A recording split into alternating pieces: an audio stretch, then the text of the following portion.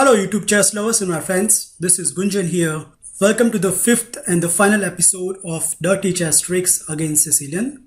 In this lecture, I'm going to show you some of the wonderful tricks against Sveshnikov Sicilian and the Wing Gambit. The Sveshnikov Sicilian arises after the move order e4, c5, knight to f3, knight to c6, d4, c captures d4, knight captures d4, and here black plays the move knight to f6. So you can see that knight is attacking the e4. So when white defended with the move knight to c3, black has this move in the sleeve, that is e5.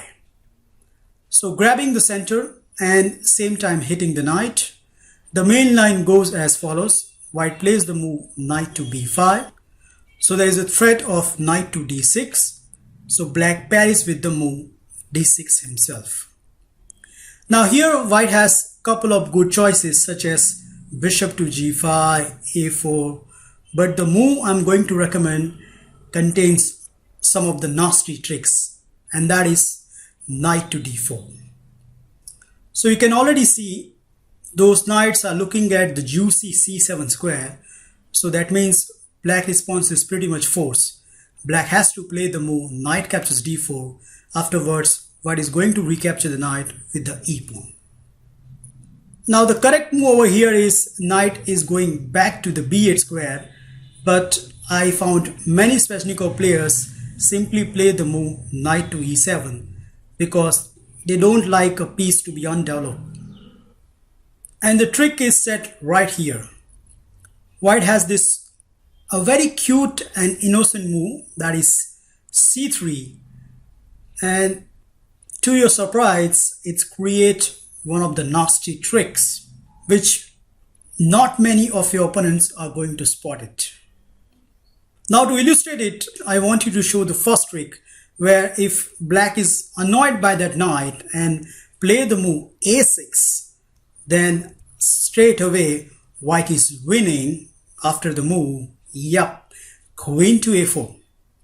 So it's not only pinning this pawn, but now there are some nasty discoveries going on when this knight is moved. And this especially happens in quick games where as soon as your opponent see that you are planning to give a discover check, he straight away put the queen or let's say bishop in between.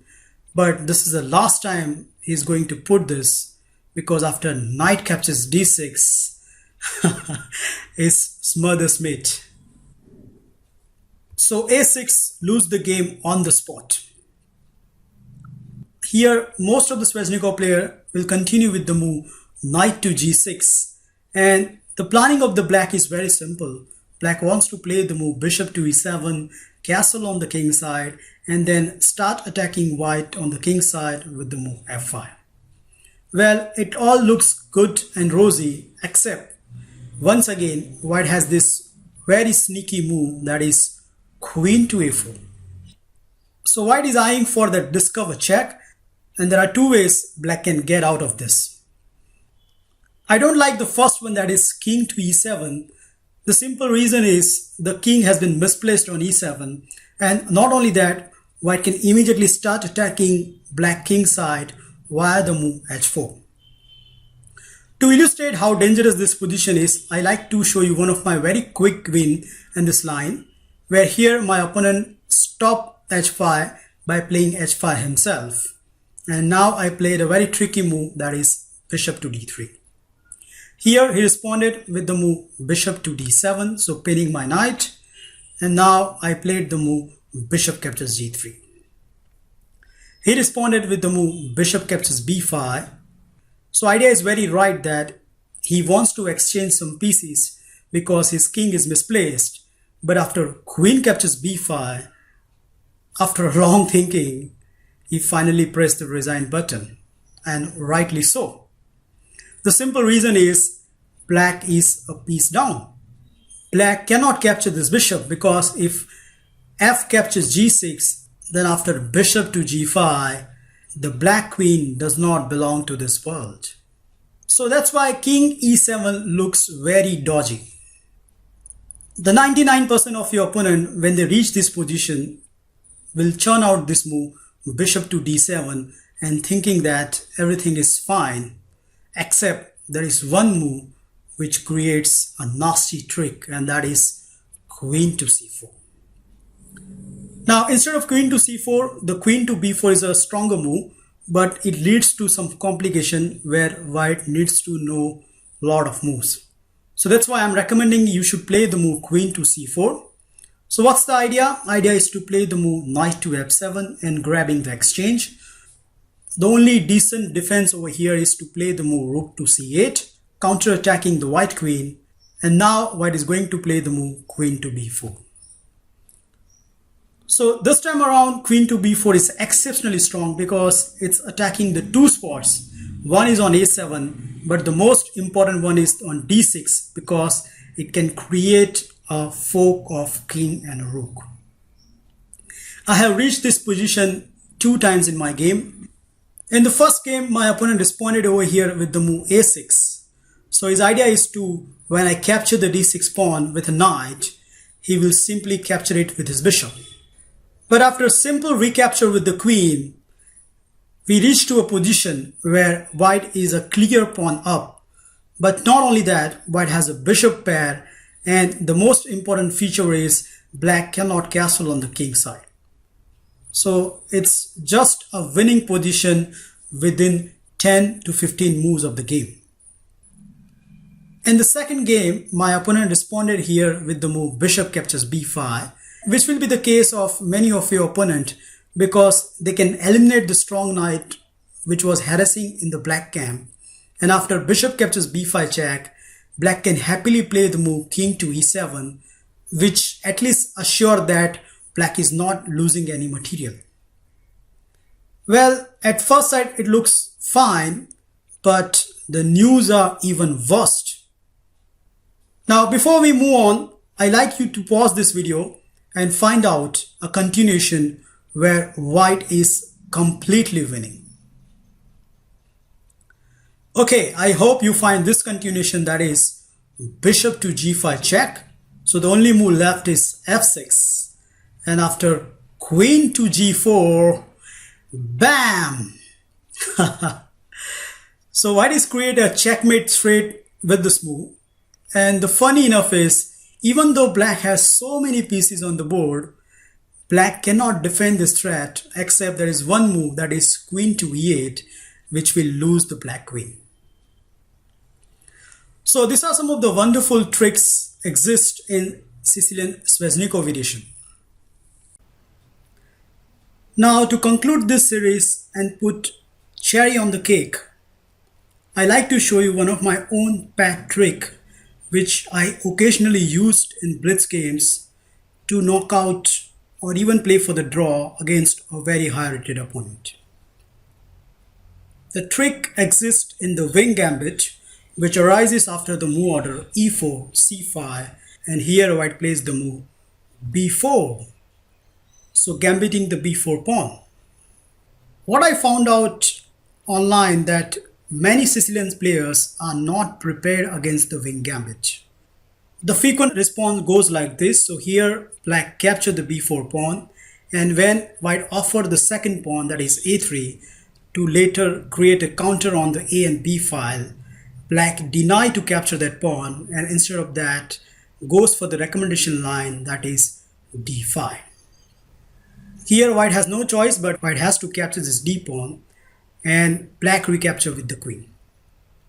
Now, before I move on from here onwards, I like to show you one interesting trap from the black perspective, which is that here if white foolishly capture the b pawn, which happens between 220 to 100 plus player, black simply played the move queen to e5 and grabbing the rook just early in the opening.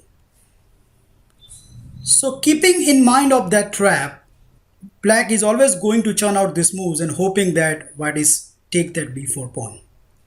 Well, yes, white is going to do it, but first of all, white will play this tricky move, that is knight to f3. So stopping queen to e5, and the but obvious move is to play the move bishop to g4 and creating the same threat again.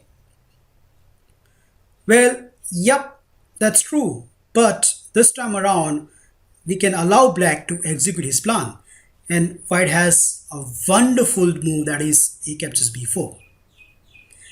Most of the black players will be very delighted and they will happily take this knight when white recapture with the queen. If black wants to stay in the game, then he has to extend the queen. But who will do it? As soon as you can see that if you can give this check and you can nab rook, you just straight away go for it. The big difference over here is queen is not sitting on d1, but this time around this is on f3. So this makes a huge difference.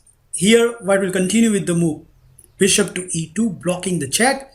And what most of the black player thinks that, okay, I can grab a rook in the corner and now I can attack the two pieces, and if white takes the b7 pawn, I will take the knight, and after white recaptures the rook, I can capture the b4 pawn and not only saving my knight, but I will be a piece up. Well, that's true, but if white takes the rook in the corner, problem is when black captures the knight on b1, white has this move. Boom! So this is nothing but a clear checkmate. I have reached this position 2 times in my game, both against 2000 plus rated player. In the first game, my opponent responded over here with the move e5, so he spotted that I'm going for the checkmate. But now black goes down the line very quickly. Here I responded with the move castle on the king side. My opponent responded over here with the move queen captures b1, but this is just asking for it. Now it's time to finish the game. I played the move bishop to b5 check. My opponent responded over here with the move king to d8, and now I played the move d4. So idea is to capturing the e5 pawn and then place the rook on d1 file. So my opponent stopped this with the move queen captures c2, but he completely missed white's winning blow, and I hope you find it. Please pause the video and find the winning blow. Okay, it starts with the move bishop to g5 check, and after the move f6, rook to c1, and queen is hanged to the death. It's funny that I reached this position against an FM, and here after long thinking he responded with a very accurate move, that is e6.